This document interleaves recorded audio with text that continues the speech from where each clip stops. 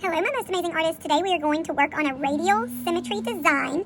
Here are some examples of radial symmetry. As you can see, the objects are the same as they go around a center point. So there's kind of like a center dot, and everything that goes around that center is the same on both sides, top and bottom, both sides. So snowflakes, flowers, fruit.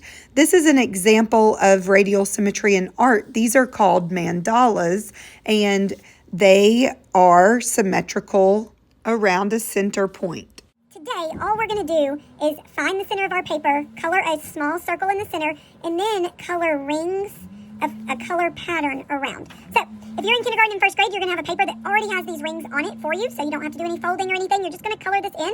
Now, if you're in second or third grade, you're going to have a blank sheet of paper, and I'm going to teach you how to fold it to find the center, so let's do that now.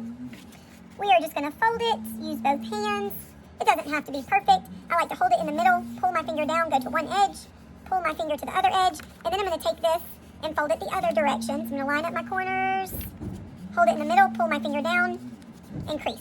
Now, this right here is my center, and I'm going to start by coloring just a dot right there in the center. All right, and then I'm going to go around and add rings. I'm going to keep this out because I'm going to create a pattern. So I'm going to use light colors and create a pattern. All right, I am going to speed this video up, but as you can see, I have chosen 4 colors. I'm doing yellow, green, blue, and then pink, and I'm coloring in a pattern, which means I did yellow first, then green, then blue, then pink, and then I started repeating that. So I just repeat that pattern, and I'm coloring rings around my paper all the way to the edge, all the way to the corners, and it kind of looks like a bullseye. So you're just going to keep coloring. Keep your pattern. So mine is red, green, blue, pink, red, green, blue, pink, red, green, blue, pink. And I continue that pattern until I go all the way off my page. If you're confused about this, look at the examples hanging up on the board. Okay, when I get to the edges here, I'm not just going to color them all one color. I am going to continue with my stripes. So see, my pattern goes yellow, green, blue, pink. So I'm going to continue with my stripes. Now that would go off the page and come to this corner.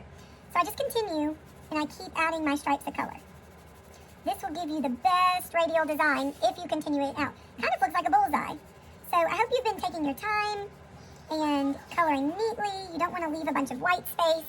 We want these to look awesome so that when we print on top of them next week, they'll just look amazing. You don't want to leave white paper showing through because that will affect your print next week.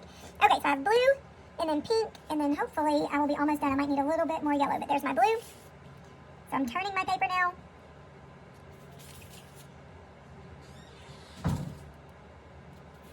And it's looking pretty good.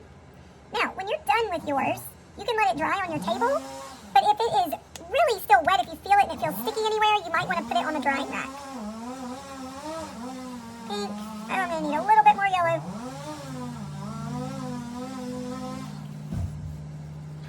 So this is really easy to color in the middle where everything's small. It gets harder as these rings get bigger, and then it gets easier again as you get out to the corners.